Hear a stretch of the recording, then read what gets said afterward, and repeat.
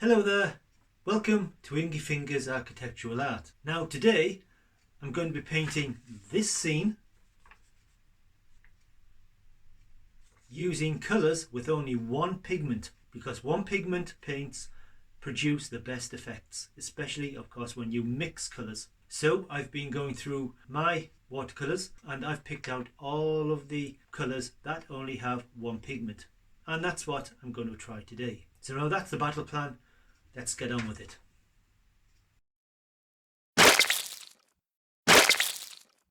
So before we get started into the picture, this is the palette that I use, and we can see it here. Now personally, if I had the minimum of colours to use, I would use a cool and a warm variant of each primary. So you'd have a warm and cool yellow, a warm and cool red, and a warm and cool blue, and then some earth colours, some bog standard earth colours that you would need. And that would be my absolute minimum palette, and you should be able to do absolutely everything with a palette like that. But of course that never comes the case, because you always start and, oh, let's try this colour, let's try that colour, I wonder what that colour is like, and you just end up getting all this stuff which half of it you probably will never use. But today, as I said, I'm using colours with only one pigment. So looking through my palette, I went through, and the colours that I have with one pigment are in yellows. We have, this is Rembrandt, we have Azo Yellow Light, which you can see it's like lemon yellow, a nice very bright greenish, cool greenish acidy type of yellow, beautiful colour. And then I would have to pick like a yellow, a warm yellow. Now I've got a couple here, or two. I've got the Rembrandt's Azo Yellow Medium, and I've also got the very nice Daniel Smith Hansa Yellow Deep. Now you can see the difference between the two. That is warmer than that. Daniel Smith Hansa Yellow Deep is much more saturated, a hell of a lot warmer than this. So I think these two colours will be my yellows. As for the reds, cool and a dark red, a cool and a warm red, we have, well, we've got again Rembrandt Cadmium Red Medium. That's a watercolour with just one pigment. Now I always like using permanent alizarin crimson. To me this has always been the classic cool red, but unfortunately permanent alizarin crimson has two pigments, so we can't use that. But I do have this. This is Daniel Smith's Pyrrole Red, which it is, compared to the two, it is a very cool red compared to the Rembrandt. And it's one pigment only. So there's my reds. For the blues, a little bit more complicated, I suppose, because blues I've got good old ultramarine blue. That is a one pigment, was a PB29 I believe. And then I've got cobalt blue, PB20 I think 7, but just one pigment. But we've got a warm blue, and compared to this, a cooler blue. Now normally I would use manganese or cerulean if I had it, but manganese is not mono-pigmented, and I'm not sure about what cerulean is like. So really it would have to be these two colours, but I do have this. This is a relatively new colour, and this is Cerulean Blue 2, which is a Jackman's colour, one of their granulating range. And of course cerulean blue, it is a much cooler pigment than ultramarine, so we could use these two colours. But I've also got, of course, phthalo blue, which is also mono-pigmented, but I barely use this colour. So I think ultramarine and cerulean blue 2 would be two nice colours, two nice blues. Now for some earth colours and neutrals, now here I have a colour called, it's carbon black there, but I made a mistake, it's actually oxide black. Now oxide black is a very granulating colour, which is why I like it. It's only got one pigment, so to just darken down other colours we could use this. And as for the earth colours, we have the usual yellow ochre and raw sienna. But unfortunately these two colours, the rosa anyway, they're not mono-pigmented. They've got more than one pigment, so can't use them. But what I do have, of course, is the Daniel Smith's quinacridone gold. This is a one pigment colour, and I always say quinacridone gold is a little bit like yellow ochre but on steroids. It's a beautiful bright colour, it's transparent, and it's got only one pigment in. Now I must say that this is a Daniel Smith colour, and this is quite old, because as most people will already know, that the one pigmented colour of quinacridone gold, you can't get it anymore.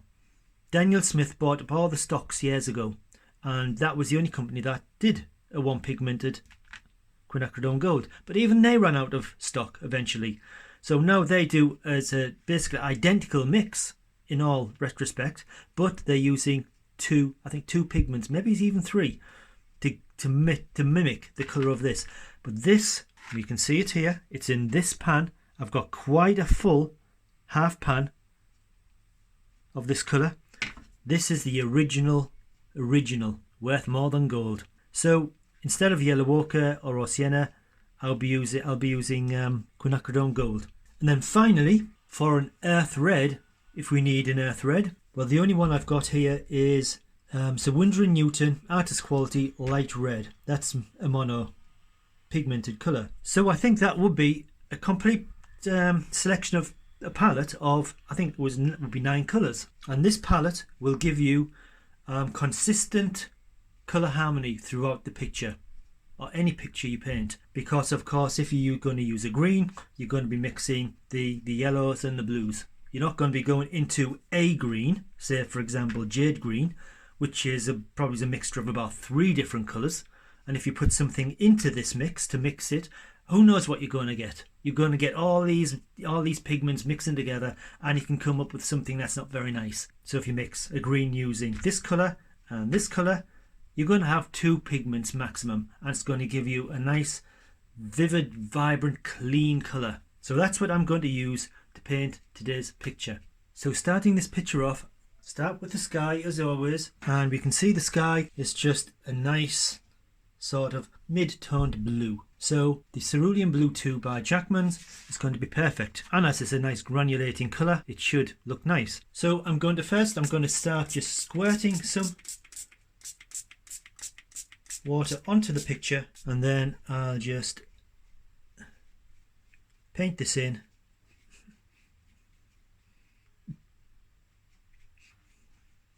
There's a big tree here, remember, so I'm just going to paint over. I'll paint over this because that's going to be grey, so you can paint a darker colour over, but I do not want to paint over this building, because that's going to be, in our case, quinacridone gold, and we don't want to turn in green. But while that's still wet, what I'll do is I'll come down to the ground, the grass, and we will start to put some tones on. Now we can see the grass here, nicely mown. It's light green going into some dark green, as grass always does. So let's mix up a colour. So what we need is a light green. So what have we got? Let's just take some of this blue away off there for a bit. Right, in our quite limited palette of single pigment colours, we need a light green. We can only mix our yellow or yellows with the blues, and we've only got really couple of blues we can have. We could have, of course, the ultramarine. We could have the cobalt blue, which would it's lighter than that, so it'll make a nice green. Or we could, of course, use the even lighter Cerulean Blue 2. So whatever we do, if you're going to mix our greens, we want a very light green. So always the predominant colour first. So we want a light green, i.e. a yellowy green. So we have to mix the yellow first. So we just have this yellow here, which is Azo Yellow Light, and you can see just how sort of green that is anyway. And then we'll stick a little bit of the Jackman's Cerulean Blue 2 to get a nice sort of spring green, and you get this very sunny sunshine type of colour, which is very nice. And then I'll simply, it's on dry paper, and I shall just paint this in. And then in that, while it's still a little bit damp, just make the same colour. It's just we're going to have it a little bit more darker, i.e. by just mixing a little bit more blue into this mix. And then just very gingerly streak that around. It is drying very, very quickly. Just so it mixes, so we've still got some of the very yellow bits, some darker bits. I'll dab some of this darker on the left hand side of these bushes because in my little world the sun is going to be coming from this direction. So everything on the left hand side is going to be in shadow. There isn't any shadow on this, so I've got to make a judgment. So the sun is going to be on the right hand side. Right, something like that. It's not going to be a complicated picture. Now when this is all dry, I can put some dark green onto this, put some on with a brush, pull it around with a bit of water, and of course we can put some, my favourite, splatter over it to give texture. Now the next thing I'm going to put in are the roofs. The only small areas, so we can put those in very quickly. But looking at the picture, we can see that the roofs are a sort of a browny grey colour. So in this, my example, I'm going to use the classic sort of slate grey colour, and that's going to be ultramarine blue and light red. Of course, light red is a mono-pigmented colour, so we can use it, and you can see ultramarine blue and light red give a lovely sort of grey colour, and that is just going to be a very, very simple wash over the roof like that. Now I'm going to put the windows in, and the windows, well, we can use either the same colour just in a darker format, which I've used for the roofs, which is of course ultramarine blue and a bit of the light red. Just in a stronger mix you get this much darker black type colour, but of course it's not black, it's a much nicer colour than black. But I'll use this just to keep the colour harmony going, and just a very simplistic window pane frames. So window panes, sorry. Keep it nice and loose. Right, the next thing I'm going to do is, as the sky's dry, I'm going to paint this top piece of the building here. Now, if you look at the photograph, it's not white. It's a very, very light grey. So how can I make a very, very light grey with our very limited palette? Now I could add a little bit of white ink into the thing, but I'm not going to be doing that. So it's a sort of a bluey grey. So what I'm going to do is simply use our sky colour, which of course is the Jackman Cerulean Blue 2, and I'm going to put a little bit of the oxide black into that. The oxide black will darken it down, and we're going to have something like this. It's just a sort of greyish colour. It'll be a bit darker than what's on the photograph, but that doesn't matter.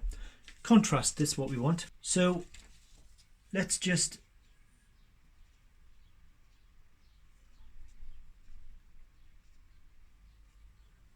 paint this in. I'm going to add a little bit more water now because the bottom is, or does look lighter.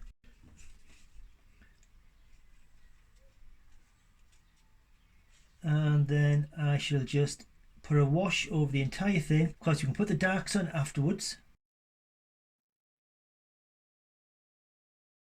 Okay, and we'll just leave like that. Right, so the next thing we're going to do now is building itself. Now, looking back at the photograph, the building, now this was originally all plastered and whitewashed, but then they took it all off for renovation and they left it with the sort of original stone work underneath, which looks a lot better than it did. But we got these variation of colours here and there, different coloured stone. So what can we use to get this sort of stone? Now I want mine to look like it's in in sunlight. So I want it to be a bit more colourful. So normally you would use something like raw sienna or yellow ochre, but of course in our mono-pigmented palette we can't have that. So as I said at the beginning, I shall be using quinacridone gold. It's transparent, it's nice and bright, it looks like the sunlight will be going on the building. So that's going to be the main colour, but we do have some like little bits of reddish tones in it. We've got some darker tones in it, and I'll be mixing these up by mixing in our earth red, our light red, and some oxide black into the yellow ochre. That's just going to darken it down and give us our darker shades of the stone. So starting off, I'll put some of the quinacridone gold in this receptacle, and you can see just how lovely that colour is.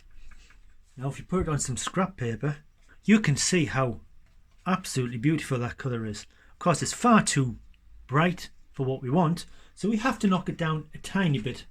So I said I'm going to put a touch of oxide black in, so just a tiny, that's too much, but that's the sort of colour we want anyway. So oxide black is a very strong colour, so I just put a little bit more there, and then just put a little bit of this into there just to darken it down ever so slightly. So we have something like that, and then let's have some of the light red here. So we're all ready to go. So into the ever so slightly subdued main colour, and I'm just going to put this on here, going around the clock face. I'm just going to go over pretty much over the entire thing, because it is all the same sort of variation in colours.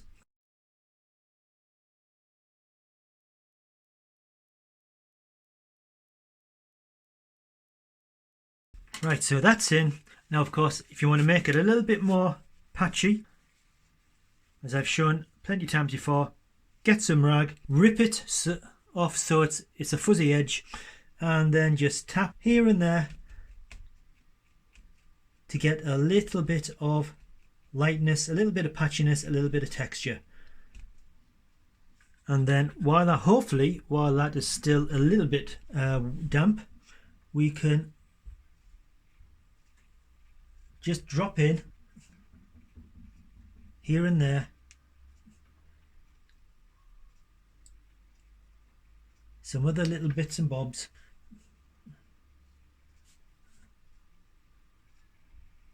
See, trying to make some stones. There's a nice negative brick or piece of stone there. There's another piece of negative stonework. Let's go into a little bit of this more reddish tinge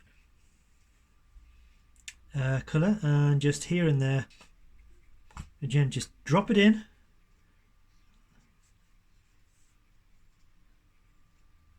Just a brick here, a brick or a piece of stone here, a bit of stone there.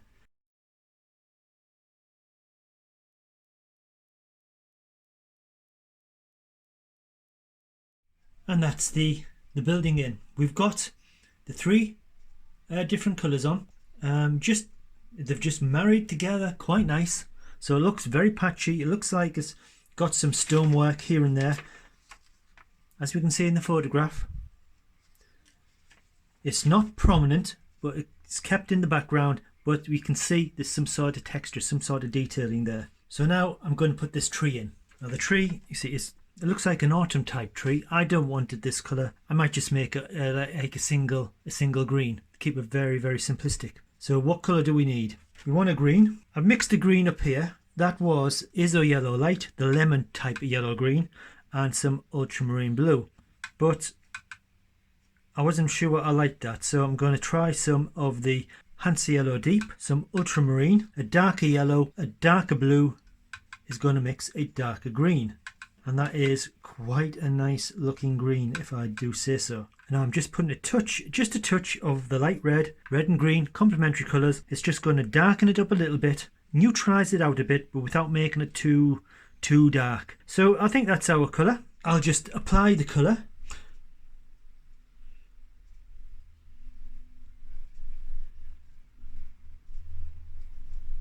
Just dab it on. If I had dry brush, I would use some dry brush on this, but like I said, I can't really. So you just get some solid masses, leave some little holes for the sky to show through. We'll have some. I'll put some individual leaves around the edges after the main mass is done.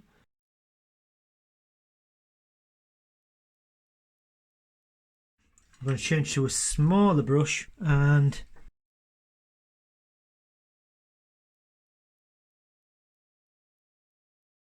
that's still wet there, so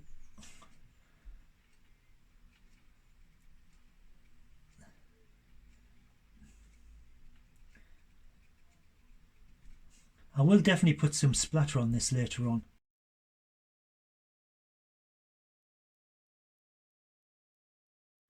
So there's our quite loose tree done, and then we'll have to mix a little bit more green, some more darker green onto this grass here. So once again, we'll stick some yellow. This is Azo Yellow Medium. It's still a mono colour, and a little bit of the French ultramarine. We'll just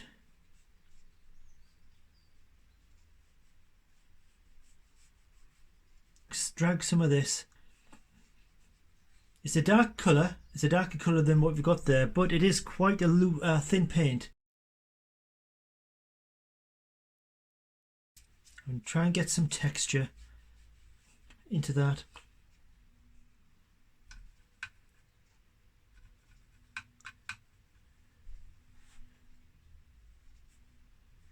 And then just streak in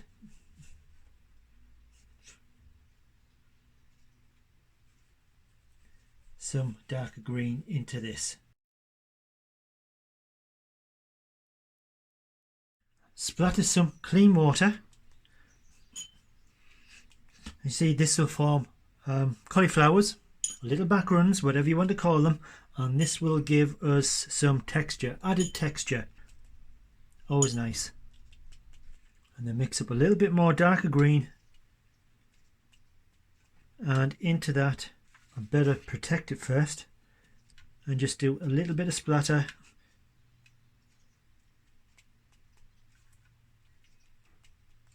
That's it. So it's all nice and dry.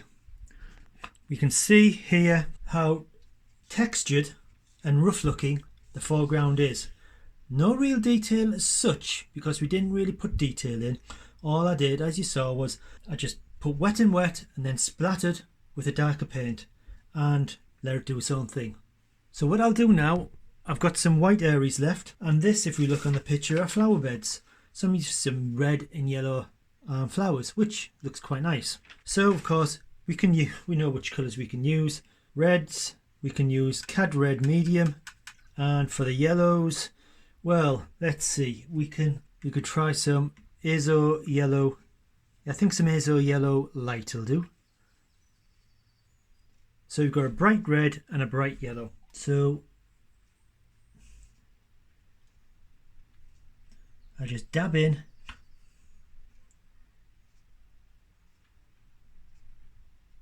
Dab, dab, dab. The yellow flowers.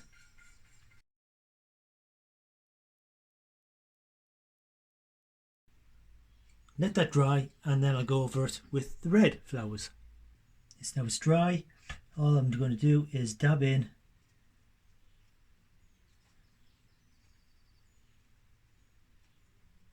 over the yellow these red flowers. So now the flowers are in, I'm just going to use a dark green paint, which just is a yellow medium, ultramarine blue, and just a speck of oxide black to darken it down a little bit more. And I'm just going to, with a small pointy brush, put some dark areas into these bushes,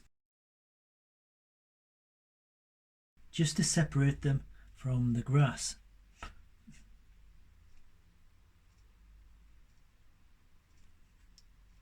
Drop a touch of water in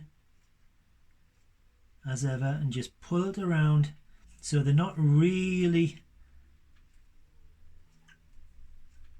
is not really hard, the paint. Softens it up a little bit, lets it blend in a little bit and gives it a bit more of a watercolour type of effect.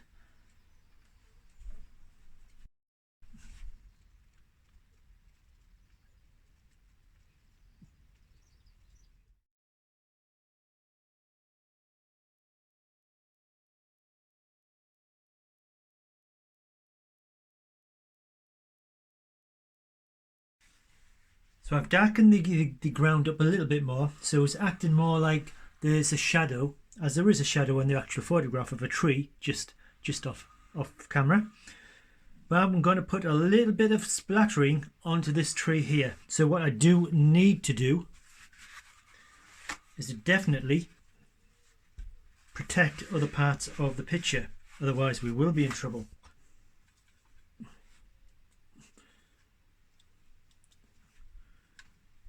Just sort of a not too dark a paint, and let's just do a lot of splattering.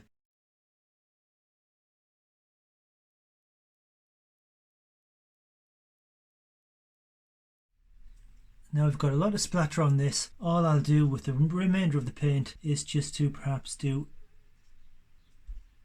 a little bit more leaves, individual leaves.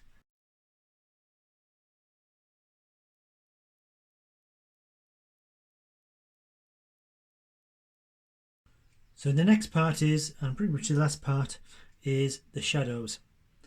Now I've already said that the shadows are going to be on the left hand side, as the sunlight's going to be on the right. So shadow colour, I've mixed up some French ultramarine and some cadmium red, as these are the colours in our mono pigments. And then quite simply, be bold, and I shall just put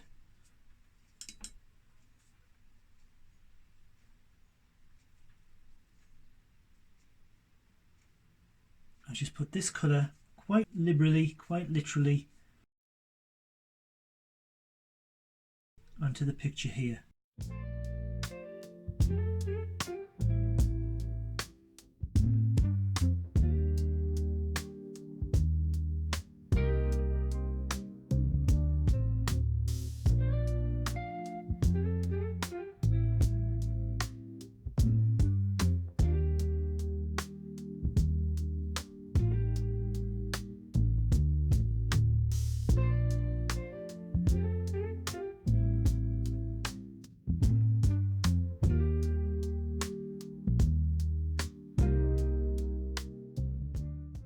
Now I've put a lot of shadows in, haphazardly, because it's only like a sketch.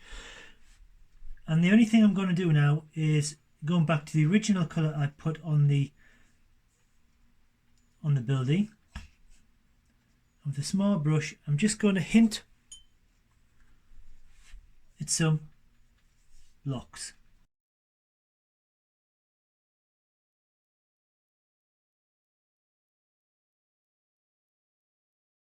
And that's all the painting finished. So all I need to do is to use a pen for a few choice lines here and there to bring it all together to finish it off.